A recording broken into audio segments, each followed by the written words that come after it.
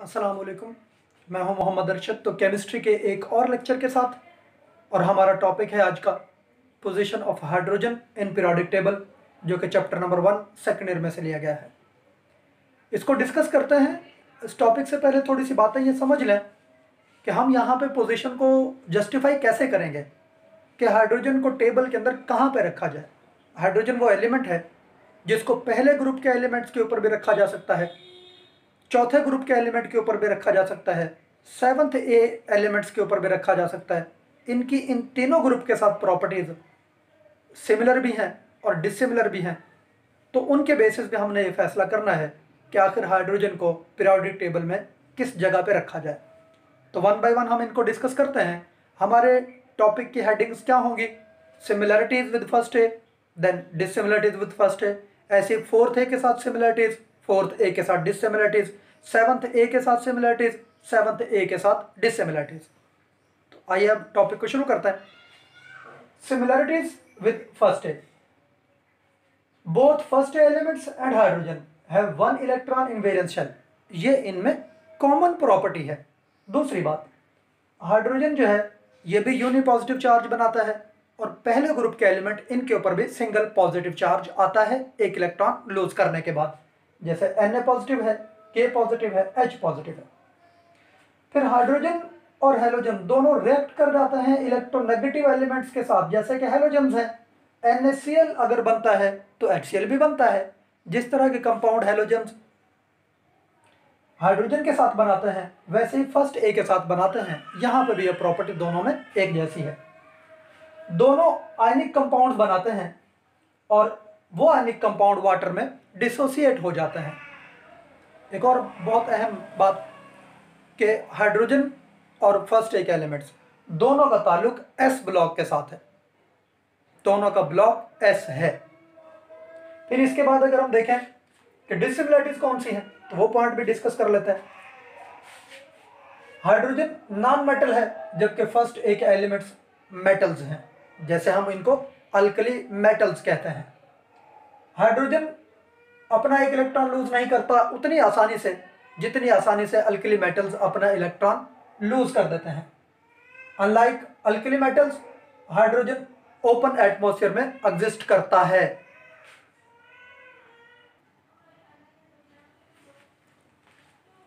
Hydrogen open atmosphere में exist करता है लेकिन अल्कली मेटल्स ओपन एटमॉस्फेयर में एग्जिस्ट नहीं करते। हाइड्रोजन को अपना शेल कंप्लीट करने के लिए एक इलेक्ट्रॉन की जरूरत है, लेकिन फर्स्ट एक एलिमेंट्स में एक इलेक्ट्रॉन है। वैलेंस शेल मुकम्मल करना हो तो 7 इलेक्ट्रॉन की उन्हें और जरूरत है। यहां पे भी डिफरेंस है। तो ये वो प्रॉपर्टीज है हाइड्रोजन की जो फर्स्ट ए से रिजेंबल नहीं करते। सो इस लिहाज से ये लगता है कि हाइड्रोजन को फर्स्ट ए के ऊपर नहीं रखना चाहिए।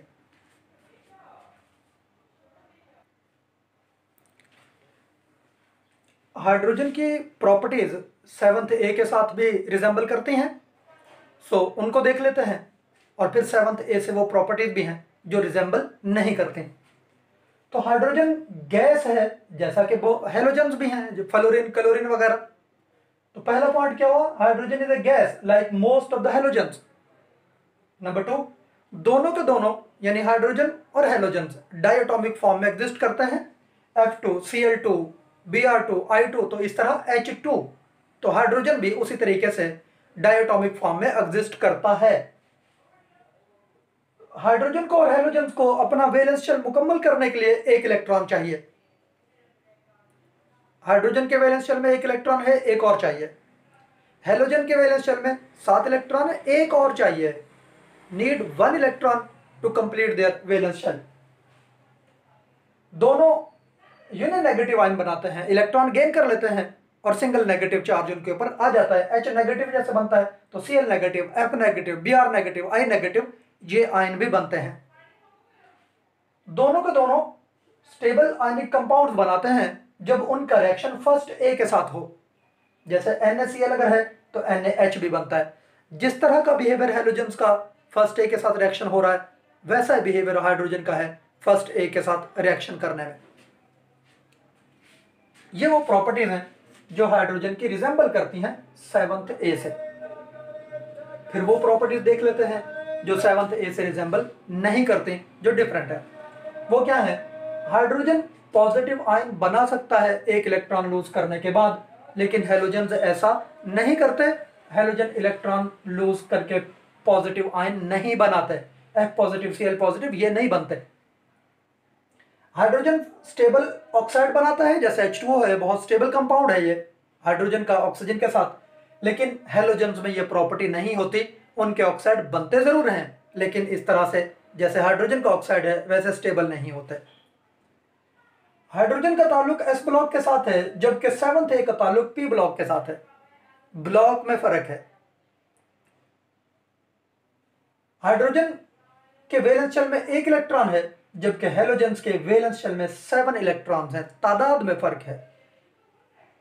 हाइड्रोजन के वैलेंस शेल में 1 इलेक्ट्रॉन और हेलोजन्स के वैलेंस शेल में 7 इलेक्ट्रॉन्स हैं।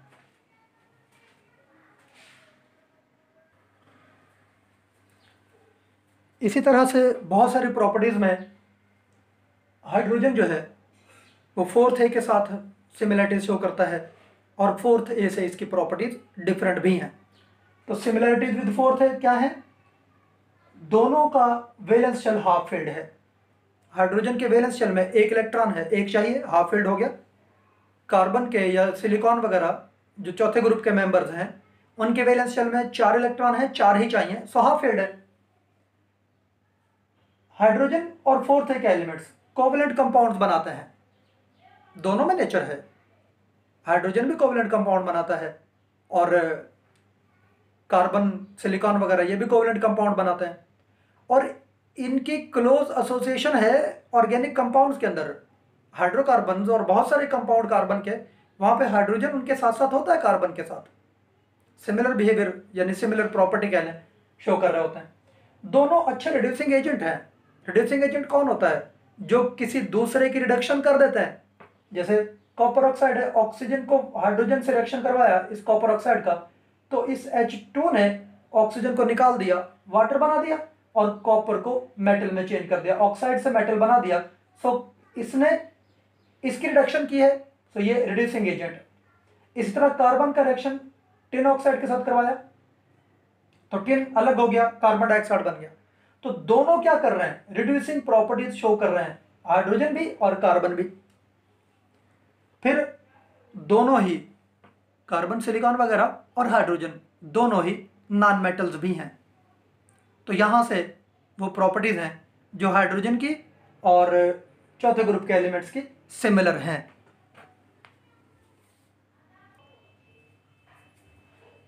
अब हम वो प्रॉपर्टीज देख लेते हैं जो चौथे ग्रुप के एलिमेंट की रिजेंबल नहीं करती हाइड्रोजन के साथ। उनमें क्या है? कार्बन और सिलिकॉन लॉन्ग चेन कंपाउंड बनाते हैं, जबकि हाइड्रोजन लॉन्ग चेन कंपाउंड नहीं बनाता। सिलिकॉन भी ऑक्सीजन के साथ लॉन्ग चेन कंपाउंड बनाता है। कार्बन की प्रॉपर्टी कैटेनेशन की तो ज्यादा होती है, इस प्रॉपर्टी को कैटेनेशन बोलते हैं। सो हाइड्रोजन तो लॉन्ग चेन कंपाउंड नहीं बनाता, लेकिन कार्बन सिलिकॉन में ये टेंडेंसी है। कार्बन 4 बॉन्ड बनाता है एट ए टाइम, कार्बन के साथ या दूसरे एटम के साथ मिलके 4 बॉन्ड्स, लेकिन हाइड्रोजन एक ही बॉन्ड बना सकता है, एट ए टाइम 1 बॉन्ड बनाता है। नेक्स्ट प्रॉपर्टी, हाइड्रोजन का 1 इलेक्ट्रॉन होता है वैलेंस शेल में, जबकि कार्बन के वैलेंस शेल में 4 इलेक्ट्रॉन्स हैं। यहां पर डिफरेंस है। देन अगेन डिफरेंस, हाइड्रोजन का ताल्लुक S ब्लॉक के साथ है, जबकि 4th ए का ताल्लुक, 4th ए के मेंबर्स का ताल्लुक कार्बन का, सिलिकॉन का और बाकी मेंबर्स का P ब्लॉक के साथ है। तो ब्लॉक दोनों का डिफरेंट है। ये S ब्लॉक से ताल्लुक रखता है हाइड्रोजन, और चौथे ग्रुप के मेंबर्स P ब्लॉक से ताल्लुक रखता है। इन सारी बातों को हमने पढ़ा, हमने देखा कि हाइड्रोजन की प्रॉपर्टीज फर्स्ट ए के साथ भी मिल रही हैं, 4th ए के साथ भी, 7th ए के साथ भी। तो फिर हाइड्रोजन को रखा कहाँ पे जाए? फर्स्ट ए के ऊपर रखें, 4th ए के ऊपर रखें, या 7th ए के ऊपर रखें? तो अब हम टेबल के बेस को देखते हैं। टेबल बनाया हुआ है, मॉडर्न पीरियोडिक टेबल बना हुआ है एटॉमिक नंबर के लिहाज से, और एटॉमिक नंबर के बेस पे ही इलेक्ट्रॉनिक कन्फिग्रेशन होता है। इलेक्ट्रॉनिक कन्फिग्रेशन हाइड्रोजन का फर्स्ट ए के एलिमेंट्स के साथ रिजेंबल करता है। ब्लॉक भी हाइड्रोजन का फर्स्ट ए वाले एलिमेंट के साथ ही रिजेंबल करता है। तो इस बेस पे, यानी हमने जो क्लासिफिकेशन की बेस बनाई है और इलेक्ट्रॉनिक कन्फिग्रेशन के रिजेंबलेंस के बेस पे हाइड्रोजन को पहले ग्रुप के ऊपर ही रखा जाता है। तो अब बहुत ज़्यादा पीरियोडिक टेबल जो भी देखेंगे उनमें हाइड्रोजन फर्स्ट ए एलिमेंट्स के ऊपर होगा,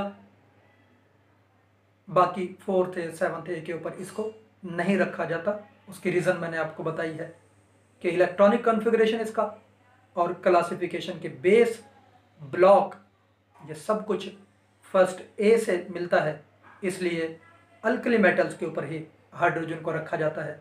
तो इस पूरे टॉपिक में हमने क्या किया है, हाइड्रोजन की पोजीशन को जस्टिफाई किया है कि टेबल में उसको किस जगह पे होना चाहिए। तो ये आज का हमारा लेक्चर था।